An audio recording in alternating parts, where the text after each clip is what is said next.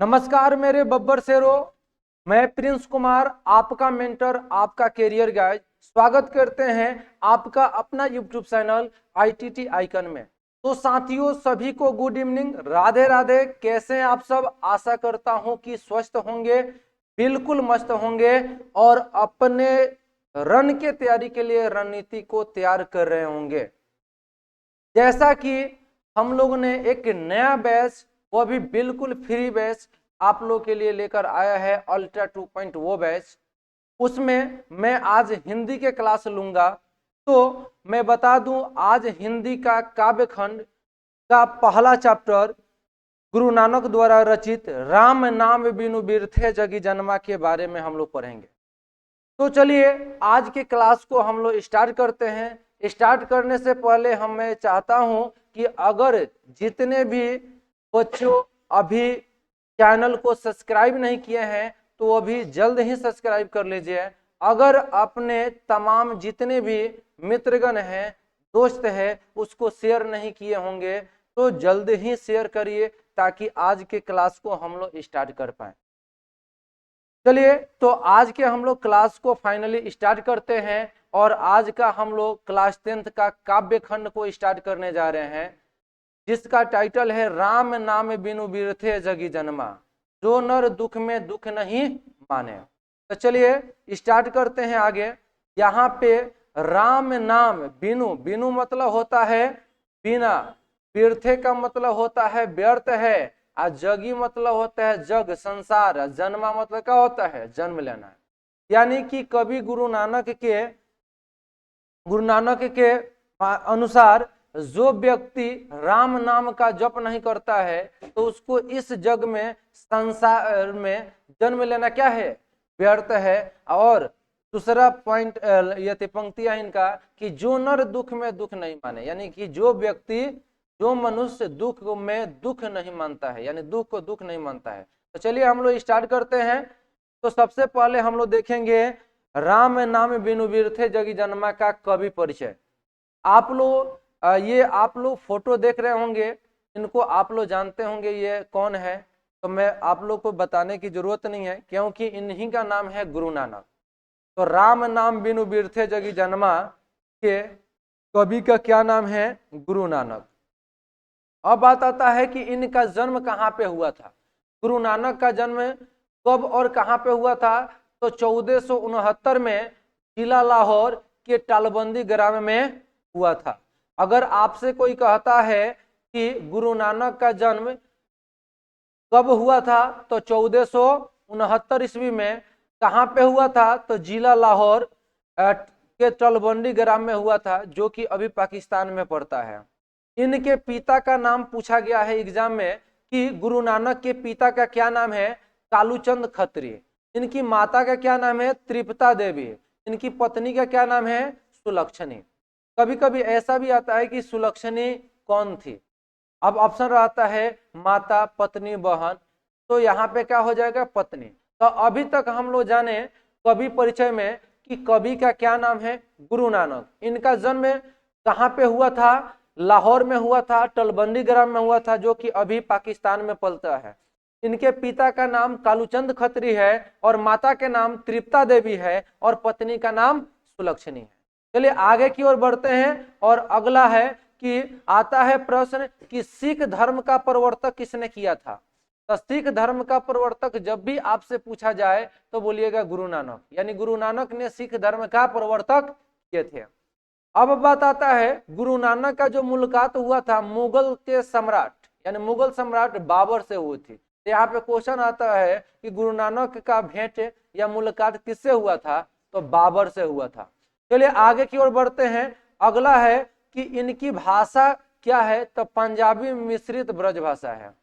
उसके बाद से यह, यानी गुरु नानक कर्म कांड के विरोध करके निर्गुण ब्रह्म भक्ति के प्रचार करते थे। यहाँ पे मिस टाइपिंग है।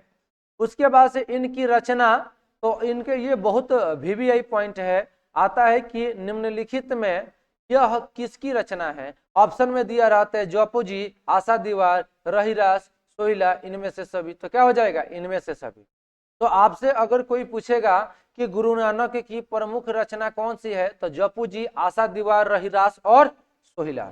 चलिए आगे की ओर बढ़ते हैं। और इनकी रचनाओं का, यानी गुरु नानक की रचनाओं का संग्रह सिख के पांचवें गुरु अर्जुन देव ने किया था। तो आता है कि गुरु नानक के रचनाओं का संग्रह किसने किया था?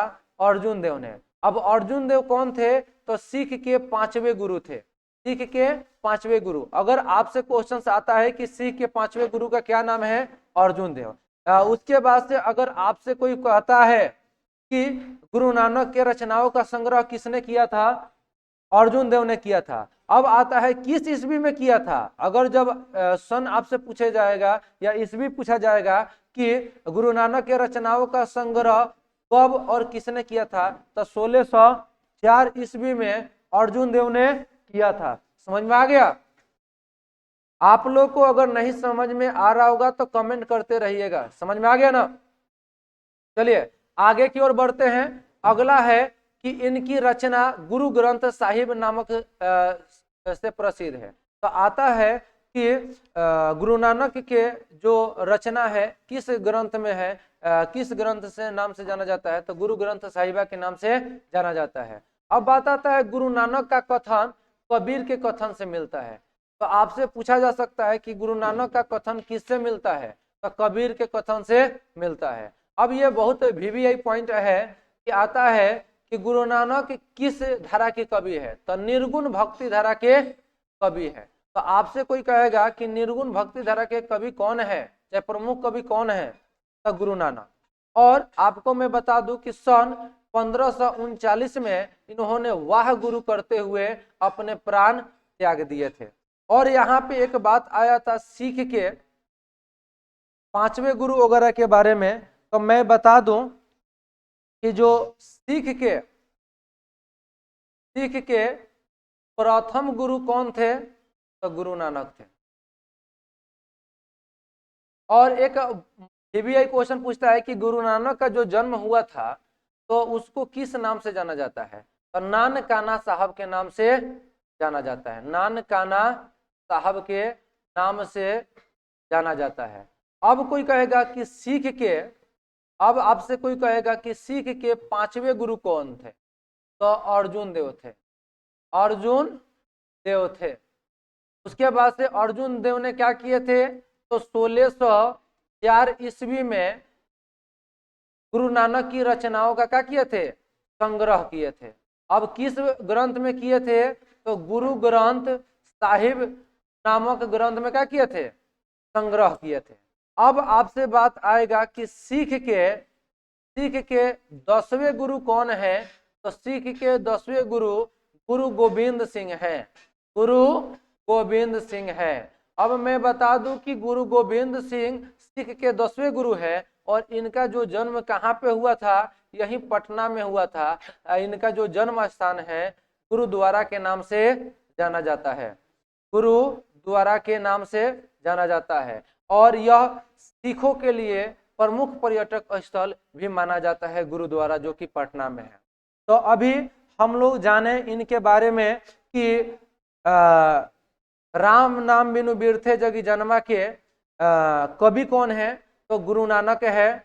उसके बाद से इनका जन्म कब हुआ था? तो 1469 में हुआ था। जिला लाहौर के टलबंदी ग्राम में हुआ था, जो कि अभी पाकिस्तान में पड़ता है। इनके पिता का नाम कालूचंद खत्री, माता का नाम तृप्ता देवी, पत्नी का नाम सुलक्षणी था। उसके बाद से यह सिख धर्म के प्रवर्तक किए थे। तो आता है सिख धर्म के प्रवर्तक कौन है? तो गुरु नानक। इनकी आता है गुरु नानक की मुलाकात किससे हुआ था? बाबर से हुआ था। और इनकी जो भाषा थी पंजाबी मिश्रित ब्रज भाषा थी। यह कर्म कांड के विरोधी थे और निर्गुण भक्ति धारा के प्रचारक भी थे। इनकी रचनाएं जपू जी, आशा दीवार और रहीरास और सोहिला।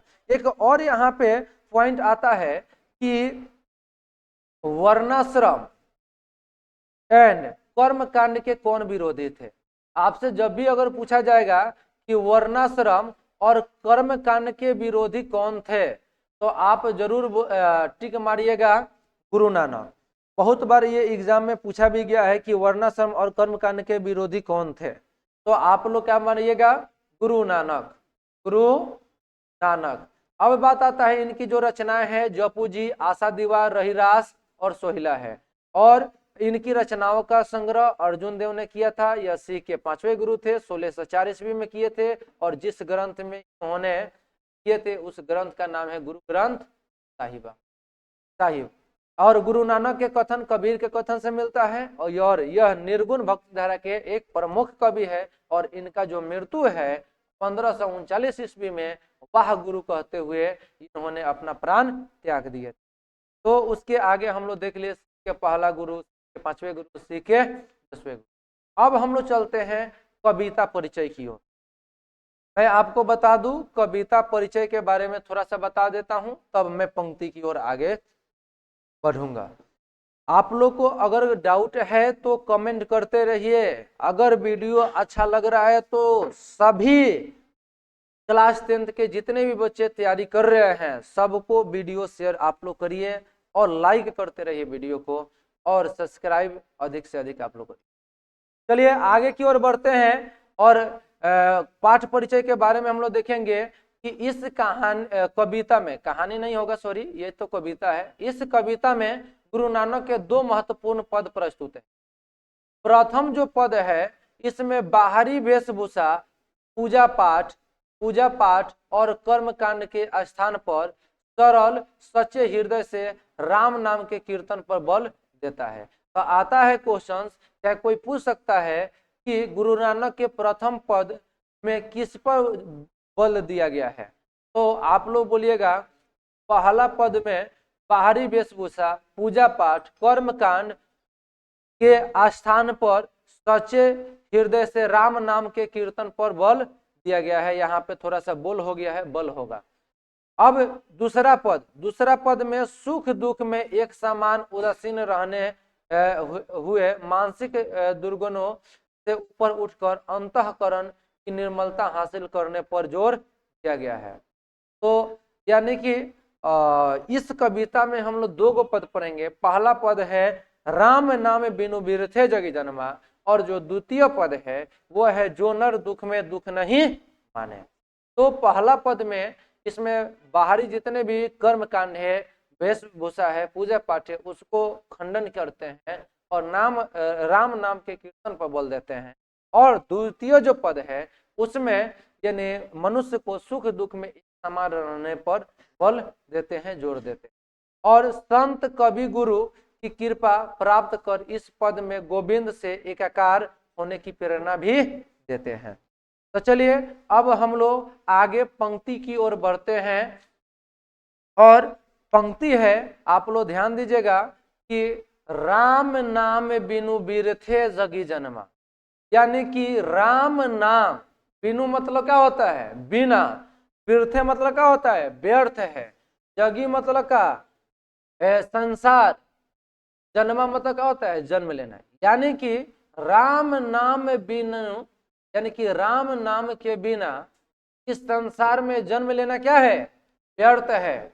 अब आगे कह रहे बिखू खावे बिखू बोले बिनु नाव नि फलु मति भ्रमना, पुस्तक पाठ व्याकरण बखाने संध्या कर्म निकाल करे, आ बिनु गुरु शब्द मुक्ति कहाँ प्राणी मुक्ति कहाँ प्राणी राम नाम अरुझी मरे। यानी कि यहाँ पे गुरु नानक कहते हैं कि जो राम के नाम का जप नहीं करता है उसका संसार में आना और मानव शरीर पाना दोनों व्यर्थ चला जाता है। बिना कुछ बोले ही वह विष का पान करता है तथा मोह माया में भटकता हुआ मर जाता है। अर्थात राम नाम के जप के बिना माया के जाल में फंसा रहता है। समझ में आ गया ना? तो है कि राम नाम बिनु बिरथे जगी जन्मा, बिखू खावे बुखू बोले बिनु नाव निफलू मति भ्रमना, पुस्तक पाठ व्याकरण बखाने संध्या कर्म निकाल करे, बिनु गुरु शब्द मुक्ति कहाँ प्राणी राम नाम अर्जु मरे। यानी यहाँ पे कवि गुरु नानक कहते हैं जो मनुष्य राम नाम का जप नहीं करता है उसको इस संसार में जन्म लेना क्या है, व्यर्थ है। और वो जो बोलता है विष के समान उगलता है, और जो खाता है वो भी विष के पान करता है। तो चलिए यहाँ पे आपका अर्थ दिया गया है, आप लोग देख सकते हैं। ये नोट्स के लिए आपको दिया गया है ताकि आप लोग यहाँ से नोट्स भी बहुत आसानी से कर पाए। तो देखिए दिया है कि प्रस्तुत पंक्ति के आधार पर कवि गुरु नानक कहते हैं कि जो व्यक्ति राम नाम का जप नहीं करता उसका संसार में आना और मानव शरीर पाना व्यर्थ चला जाता है। बिना कुछ बोले ही विष का पान करता है तथा मोह माया में भटकता हुआ मर जाता है। अर्थात राम नाम का गुणगान न करके माया के जाल में फंसा रहता है। शास्त्र पुराण की चर्चा करता है, सुबह शाम एवं दोपहर तीनों समय संध्या वंदना करता है। नानक लोगों से कहते हैं कि गुरु का भजन किए बिना व्यक्ति को संसार में मुक्ति नहीं मिल सकता तथा संसारिक माया जाल में उलझकर रह जाता है। अर्थात नानक का कहना है कि संसार असत्य है, सत्य केवल। चलिए अगले पंक्ति की ओर बढ़ते हैं और अगला पंक्ति है कि दंड कमंडल शिखा सुत होती तीर्थ गौनु अति भ्रमणा। दंड कमंडल शिखा सुत होती तीर्थ गौनु अति भ्रमणु करे।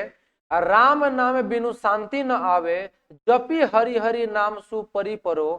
जाता मुकुट तन भस्म लगाई बसन छोरी तन मगन भया।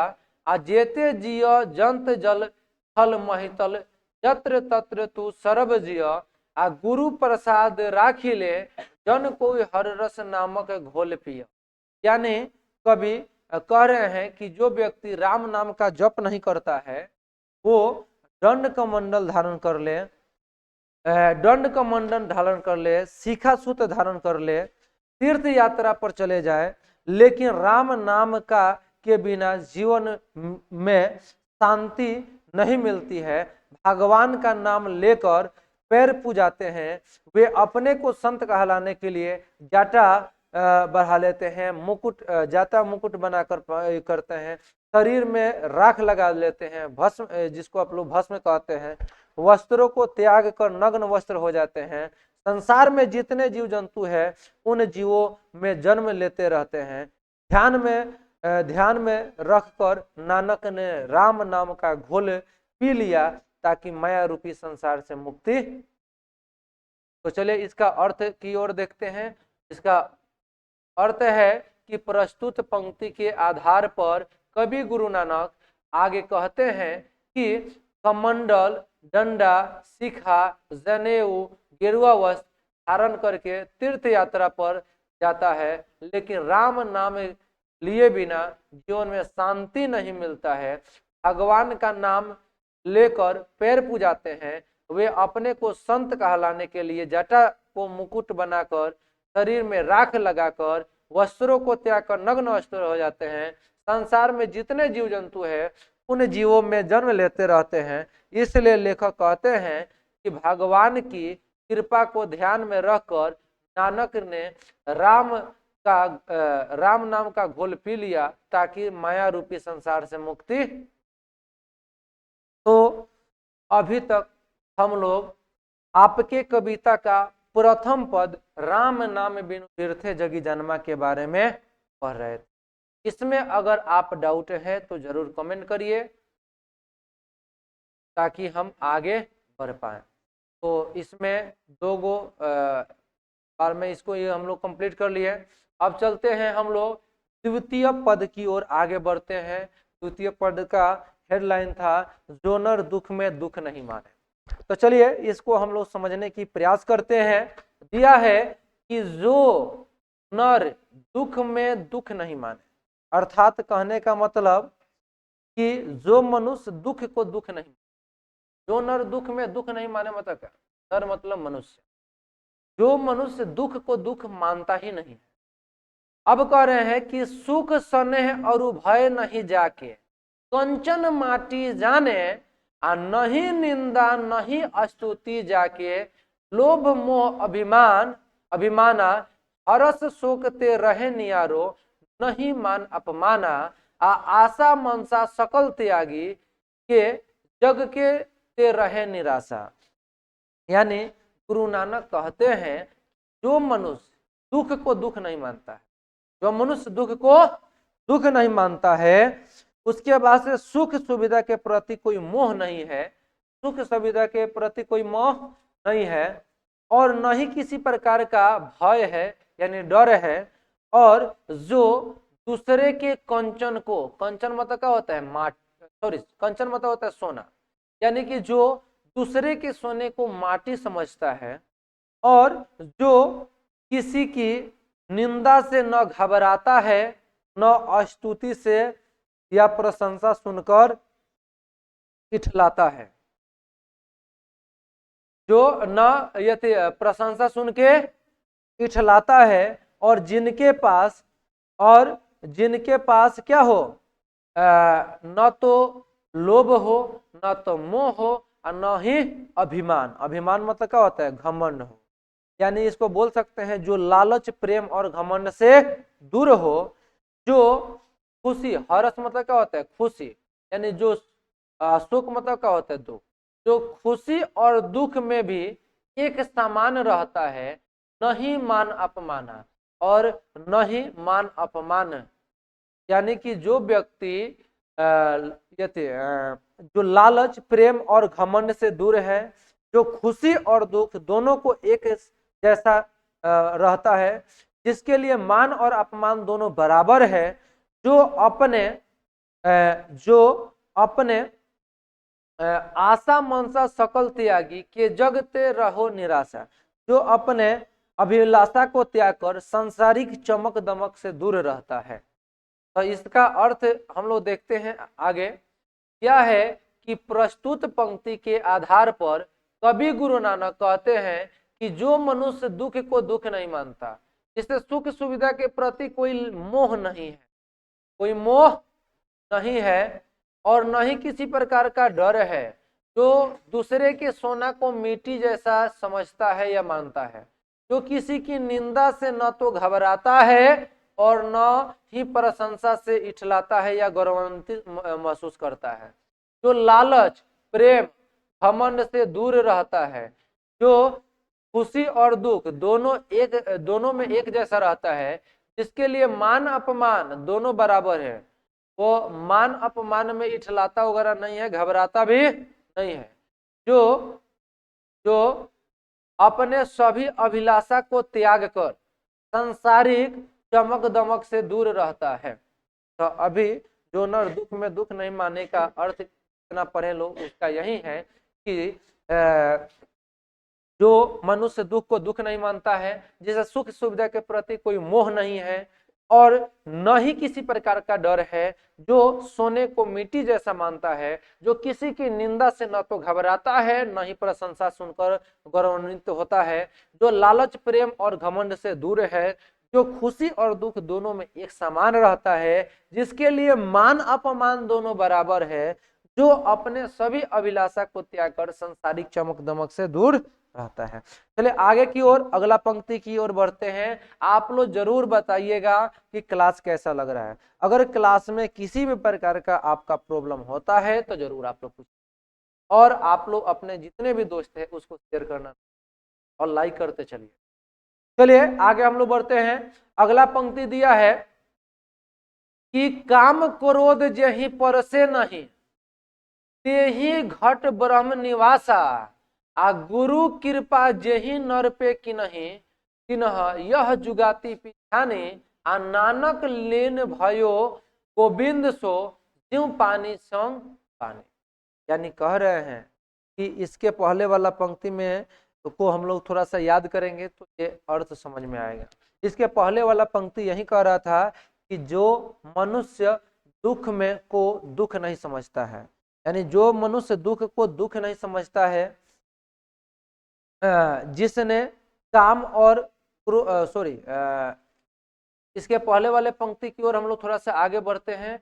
अगला पंक्ति हम लोग का था कि जो मनुष्य दुख को दुख नहीं मानता है, जिसे सुख सुविधा के प्रति कोई मोह नहीं है और न ही किसी प्रकार का डर है, जो दूसरे के सोना को मिट्टी मानता है, जो निंदा से न घबराता है न प्रशंसा सुनकर इठलाता है, जो लालच प्रेम घमंड से दूर है, जो खुशी और दुख में एक समान रहता है, जिसके लिए मान अपमान दोनों बराबर है, जो अपनी सभी अभिलाषा को त्याग कर संसारिक चमक दमक से दूर रहता है, और जिन व्यक्ति में काम क्रोध जेहि परिसे नहीं, और जिसने काम क्रोध को अपने वश में कर लिया है, ऐसे मनुष्य तो करते ही घट ब्रह्म निवासा, यानी कि वैसे ही मनुष्य के घट मतलब हृदय में क्या करते हैं, ब्रह्म का यानी ईश्वर का निवास होता है।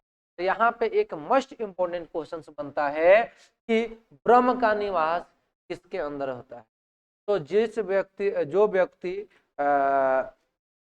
जो व्यक्ति क्या करता है, दुख को दुख नहीं मानता है, जो सुख दुख में एक समान रहता है, जो दूसरे के सोने को मिट्टी समझता है, सुख सोने और यति डर जिसमें नहीं हो, उसके बाद से जो प्रशंसा सुनकर इठलाता नहीं है, निंदा सुनकर घबराता नहीं है, और जिस व्यक्ति के अंदर काम क्रोध नहीं है, वैसे मनुष्य के हृदय में ही क्या करते हैं, ईश्वर निवास करते हैं। अर्थात मनुष्य प्रेम जलन मान अपमान सुख दुख निंदा बुराई हर स्थिति में एक जैसा रहता है, वैसे ही मनुष्य के हृदय में सदा ईश्वर निवास करते हैं, ब्रह्म वास करते हैं।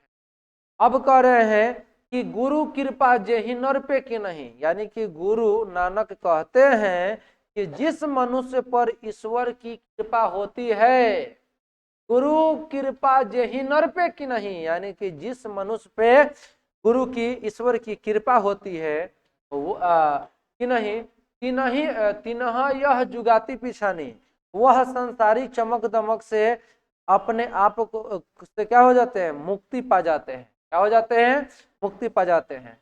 इसलिए नानक लीन भयो गोविंद सो ज्यों पानी संग पानी, इसलिए नानक ईश्वर के चिंतन में ईश्वर में इतना लीन हो गए हैं, जिस प्रकार से पानी को पानी में मिला देने से, यानी पानी को पानी में मिला देने से दोनों एक ही हो जाते हैं। इस प्रकार से गुरु नानक गोविंद के यानी कि ईश्वर के भगवान के भक्ति में इतना ना डूब गए हैं कि प्रभु और गुरु नानक दोनों एक समान। आइए इसका अर्थ देखते हैं। तो इसका अर्थ दिया गया है कि जिसने काम क्रोध को बस में कर लिया है। आई थिंक आप लोग को क्लास में ही याद हो जा रहा होगा। मैं भी प्रयास करूंगा कि आप लोग क्लास कर लीजिए, तो उसके लिए फिर रटने की जरूरत नहीं पड़े। उतना कंसेप्ट का रेशनल हम लोग को लगाना है और कंसेप्ट का धजिया हम लोग उड़ा देंगे। बस आप लोग सपोर्ट करते रहिए, हम लोग को और सपोर्ट करते रहिए। समझ में आ गया? आप जितना सपोर्ट करेंगे हम भी आप लोग के लिए उतना ही मेहनत करेंगे। चलिए कहा यह थी आगे दिया है कि जिसने काम क्रोध को वश में कर लिया है, वैसे मनुष्य के हृदय में ईश्वर का निवास होता है। अर्थात जो मनुष्य प्रेम जलन मान अपमान सुख सुविधा निंदा बुराई यहाँ पे कर लीजिएगा, हर स्थिति में एक समान रहता है, वैसे मनुष्य के हृदय में हमेशा ईश्वर निवास करते हैं। और गुरु नानक का कहना है कि जिस मनुष्य पर ईश्वर की कृपा होती है, वह संसारिक चमक दमक से अपने आप को मुक्ति पा जाता है। इसलिए गुरु नानक ईश्वर की चिंतन में लीन होकर उस प्रभु के साथ एकाकार हो गए, यानी आत्मा परमात्मा से मिल गई, जैसे पानी के साथ पानी मिलकर एकाकार हो जाता। और मैं आप लोग को एक जरूरी सूचना मैं दे देता हूं कि जितने भी देखिए ऑफलाइन में हमारा क्रैश कोर्स चल रहा है, वही सेम चीज आपका यूट्यूब पे मिल रहा है। उसके बाद से इसका जो नोट्स है आप लोग को टेलीग्राम ग्रुप में डाल दिया जाएगा। इसलिए हमारे टेलीग्राम में आप लोग ज्वाइन होना ना, जितने भी आपका क्लास आपका चलेगा वो सारा उसका नोट्स आपको टेलीग्राम पर अवेलेबल हो जाएगा। चलिए आगे बढ़ते हैं। ये आपका पूरा कविता का अर्थ कंप्लीट हो गया। एक बार आप लोग जोरदार बताइए कमेंट करके कि सबको समझ में आ रहा है ना। तब हम लोग आगे बढ़ेंगे और आगे अब हम लोग क्वेश्चंस प्रैक्टिस करेंगे जो कि प्रीवियस ईयर में बहुत साल से पूछा हुआ है। यानी कि ये हम लोग का वन शॉट वीडियो है। वन शॉट में एक ही वीडियो में इसको कवि परिचय से लेके, कविता परिचय से लेके, उसका अर्थ से लेकर उसका क्वेश्चन बैंक का ऑब्जेक्टिव तक का हम लोग सब्जेक्टिव तक का भी प्रैक्टिस एक ही वीडियो में कर देंगे। इसलिए क्लास आप लोग के लिए बहुत इंपॉर्टेंट है। आप जितने भी क्लास 10th के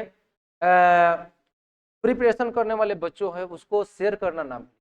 चलिए आइए क्वेश्चंस की ओर हम लोग बढ़ते हैं। आई थिंक क्वेश्चन का आप लोग नागिन डाउनलोड कराकर ही छोड़िएगा, क्योंकि हम लोगों ने पीछे इतना ना आसानी से हम लोगों ने क्लास को सुना है, पढ़ा है, क्वेश्चन देखते ही हम लोग का नागिन डांस करा देंगे।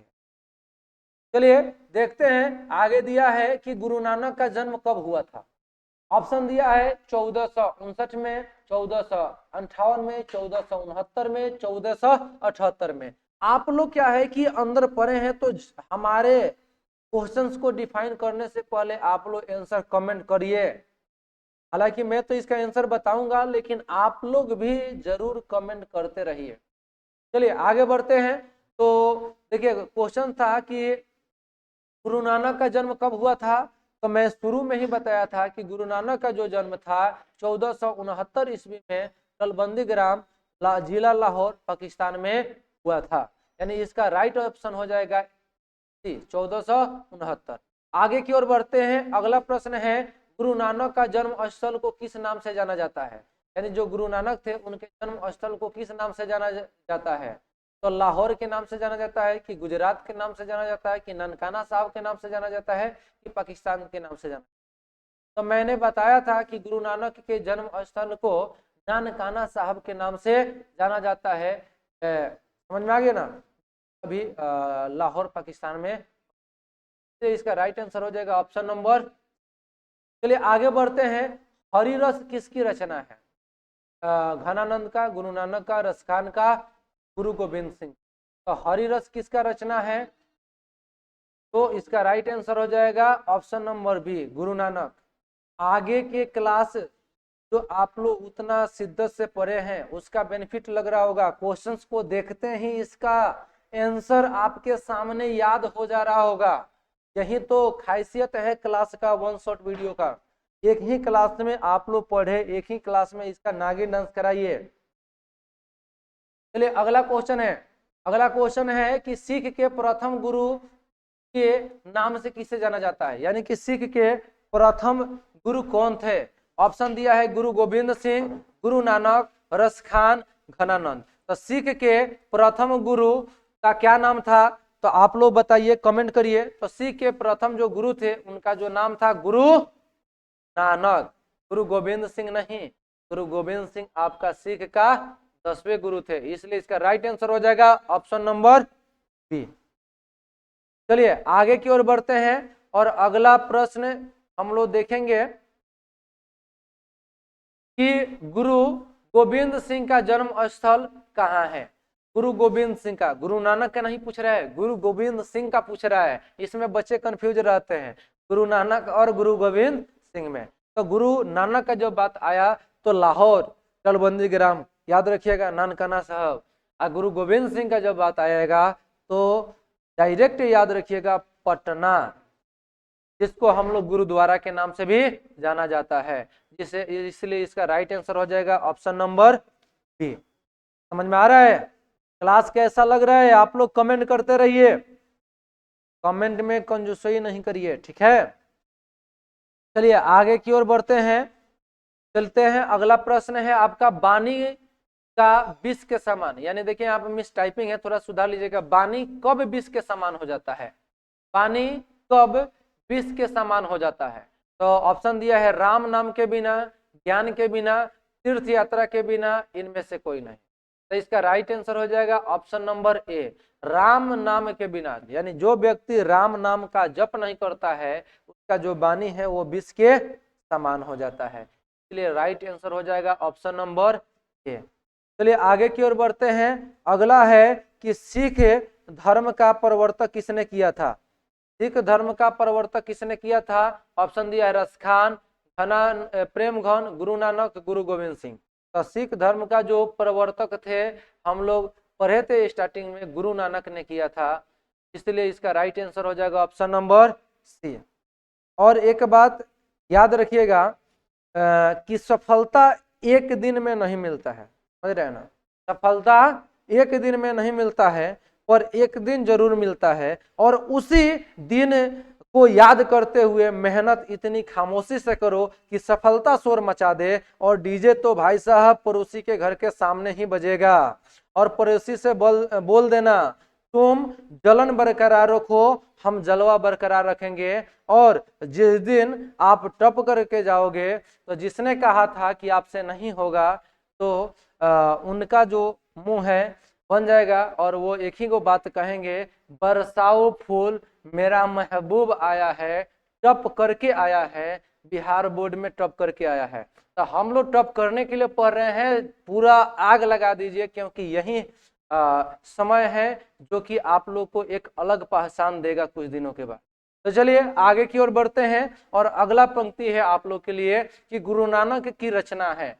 गुरु नानक की रचना क्या है? जो नर दुख में दुख नहीं माने, प्रेम ऐनी श्री राधिके, अति सुदो स्नेह को मार्ग है स्वदेशी। तो भाई साहब स्वदेशी तो बिल्कुल होने वाला नहीं है, अति सुदो स्नेह को मार्ग ये तो कतई नहीं होने वाला है, प्रेम ऐनी श्री राधिके ये तो कहना ही बेकार है, इसलिए एक ही बच गया ऑप्शन नंबर ए, और राइट आंसर भी है ऑप्शन नंबर ए। चलिए आगे की ओर बढ़ते हैं। अगला प्रश्न है, हरिरस किसे कहा गया है? महान आत्मा को, मधुर रस को, वनस्पति रस को, ब्रह्म आनंद को। तो हरिरस किसे कहा गया है? ब्रह्म आनंद को कहा गया है, इसका राइट आंसर हो जाएगा ऑप्शन नंबर डी। चलिए आगे की ओर बढ़ते हैं। अगला प्रश्न है, गुरु नानक के पिता का क्या नाम था? गुरु नानक के पिता का क्या नाम था? तो आप लोग इसका राइट आंसर कमेंट करिए, तब तक हमें इसको ऑप्शन दे रहा हूं। कालूचंद खत्री, लालचंद खत्री, गुरु अर्जुन देव, पीलाचंद खत्री। तो इसका पिता का क्या नाम था? आप लोग इसका राइट आंसर कमेंट करें, कालूचंद खत्री, यानी ऑप्शन नंबर ए हो जाएगा। चलिए आगे की ओर बढ़ते हैं। अगला प्रश्न है, गुरु नानक के माता का क्या नाम था? गुरु नानक के माता का क्या नाम था? सीता था, कि तपता था, कि त्रिपता था, कि अनुराधा था? तो गुरु नानक के, अगर आपसे कोई प्रश्न करता है कि गुरु नानक के माता का क्या नाम था, तो मैंने बताया था त्रिपता देवी, या नहीं कि तपता देवी, इसलिए इसका राइट आंसर हो जाएगा सी, त्रिपता देवी। अब गुरु नानक की पत्नी का क्या नाम था? भागमणि, राधिका, सुलक्ष्मी, कुलक्षणी। तो गुरु नानक की पत्नी का क्या नाम था? भगजोगनी तो गलत है, राधिका तो गलत है, यहाँ पे सुलक्षणी होगा, लेकिन यहाँ पे मिस टाइपिंग है, सुलक्षणी के जगह पर सुलक्ष्मी लिखा गया है, तो इसलिए इसको थोड़ा सुधार लीजिएगा, सुलक्षणी हो जाएगा, सुलक्षणी हो जाएगा। समझ में आ गया? तो इसलिए इसका राइट आंसर हो जाएगा ऑप्शन नंबर सी। चलिए आगे की ओर बढ़ते हैं। अगला प्रश्न है, आशा दीवार किसकी रचना है? अर्जुन देव की, गुरु नानक की, गुरु गोविंद सिंह का, तेज बहादुर सिंह का? आशा दीवार किसकी रचना है? तो गुरु गोविंद सिंह की रचना है। गुरु गोविंद सिंह की जो रचना था, आशा दीवार, रहीरास, सोहिला, जपू जी, ये चारों जो है आपका गुरु नानक की रचना है, गुरु गोविंद सिंह की नहीं, गुरु नानक की, इसलिए इसका राइट आंसर हो जाएगा ऑप्शन नंबर बी। अगला प्रश्न है कि सिख के 10वें गुरु कौन थे? सिख के 10वें गुरु कौन थे? गुरु नानक, गुरु गोविंद सिंह, अर्जुन देव, इनमें से कोई नहीं। तो सिख के 10वें गुरु कौन थे? आप लोग कमेंट करते रहिए, क्वेश्चन देखते ही जवाब आ जाना चाहिए कमेंट में। समझ में आ रहा है ना? चलिए इसका राइट आंसर हो जाएगा ऑप्शन नंबर बी, सिख के 10वें गुरु गुरु गोविंद सिंह, सिख के पहला गुरु गुरु नानक। इतना क्वेश्चन का प्रैक्टिस कर लेना है कि क्वेश्चन को देखते ही उसका नागिन डांस करा देना है। अगला प्रश्न है, गुरु नानक की भक्ति धारा किस भक्ति धारा के कवि है? यहाँ पे थोड़ा सुधार लीजिएगा, गुरु नानक किस भक्ति धारा के कवि थे? तो कर्म कांड के निर्गुण भक्ति धारा के कवि थे, सगुण ब्रह्म के भक्ति का पूजा पाठ का, तो यहाँ पे ऑप्शन नंबर बी हो जाएगा, निर्गुण भक्ति धारा के कवि थे, इसका राइट आंसर हो जाएगा ऑप्शन नंबर बी। समझ में आ गया? चलिए आगे की ओर बढ़ते हैं। अगला प्रश्न है आपके सामने कि गुरु नानक का जन्म स्थल कहाँ है? गुरु नानक का जन्म स्थल गुरुग्राम में है कि नंदग्राम में है कि विशालग्राम में है कि तलवंडी ग्राम में है? तो मैंने बताया था आपको शुरू में कि गुरु नानक का जो जन्म स्थान है तलवंडी ग्राम, जिला लाहौर में हुआ था। तो इसलिए इसका राइट आंसर हो जाएगा ऑप्शन नंबर डी। चलिए आगे की ओर बढ़ते हैं। अगला प्रश्न है कि मही अल शब्द का अर्थ क्या होता है? महान, आत्मा, पर्वत, पहाड़, धरती। तो महियल का अर्थ क्या होता है? आप लोग कमेंट करिए, महियल का अर्थ क्या होता है? तो महियल का अर्थ क्या हो जाएगा? बोलिए जल्दी आप लोग।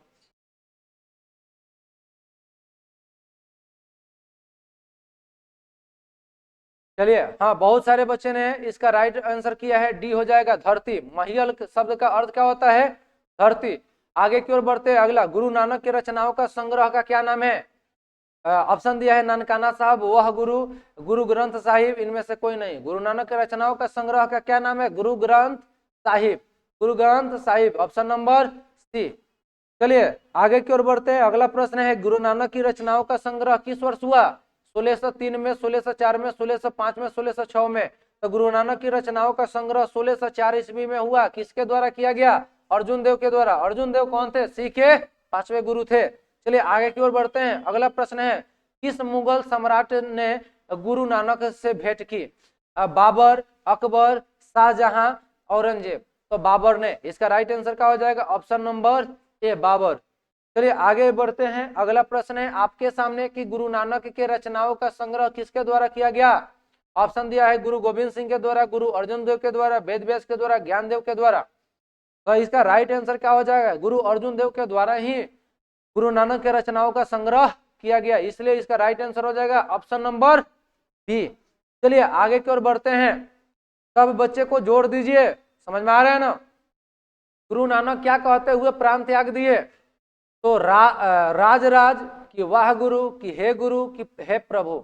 तो मैंने बताया था कि 1539 ईस्वी में गुरु नानक ने 1539 ईस्वी में गुरु नानक ने वाह गुरु कहते हुए अपना प्राण क्या कर दिए? त्याग दिए, इसलिए इसका राइट आंसर हो जाएगा ऑप्शन नंबर बी। चलिए आगे की ओर बढ़ते हैं। अगला प्रश्न है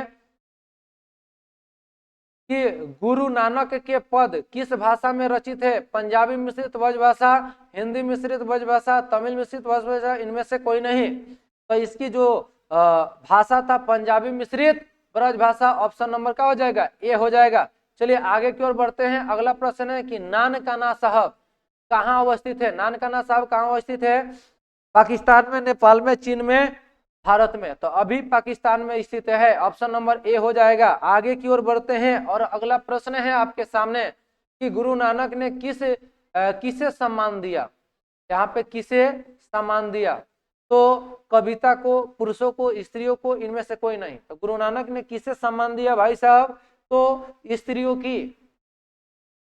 चलिए आगे बढ़ते हैं। अगला प्रश्न है कि गुरु नानक की रचना है, गुरु नानक की रचना है सोहिला, जपू जी, आशा दीवार, इनमें से कोई सभी। तो गुरु नानक की जो रचना था सोहिला, जपू जी, आशा दीवार सब था, इसलिए इसका राइट आंसर हो जाएगा इनमें से सभी, यानी ऑप्शन नंबर डी।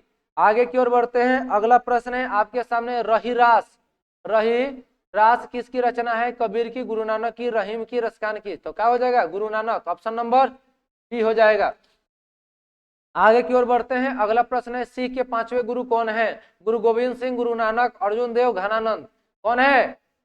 अर्जुन देव। देख रहे होंगे क्वेश्चंस को देखते ही इसका स्वीकार कर दे रहे होंगे, यही तो खासियत है आईटीटी बरान का। समझ में आ गया?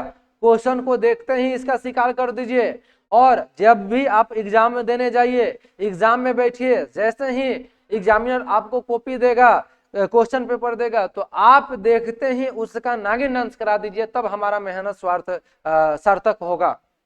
चलिए आगे की ओर बढ़ते हैं। अगला प्रश्न है सुलक्षणी कौन थी? तो बहुत सारे बच्चे यहाँ पे बहन भी मार देते हैं, पत्नी से एक बार बहन बना देते हैं। चलिए, गुरु नानक की बहन थी, माँ थी, पत्नी थी, मौसी थी। तो गुरु सुलक्षणी कौन थी? तो गुरु नानक की पत्नी थी, ऑप्शन नंबर सी हो जाएगा। चलिए आगे की ओर बढ़ते हैं। अगला प्रश्न है आपके सामने गुरु नानक की मृत्यु कब हुआ था? 1540 में, 39 में, 49 में, 59 में। तो गुरु नानक का मृत्यु 1539 में वाह गुरु करते हुए हुआ था। इन्होंने मरते दम यानी मरते पीरियड उन्होंने वाह गुरु कहते हुए अपने प्राण को त्याग दिए थे। और यहाँ पे अब हम लोग देखिए, ये क्लास की यही तो खासियत है कि इस क्लास को जो भी बच्चा करेगा तो उसको क्या होगा, एक ही क्लास में उसका कवि परिचय से लेकर कविता का अर्थ से लेकर उसका क्वेश्चन बैंक का संपूर्ण ऑब्जेक्टिव से लेके इसका क्वेश्चन आंसर तक भी कंप्लीट इसमें करा दिया गया है। तो यहाँ पे है कि मुक्ति के लिए किसे आवश्यक माना है।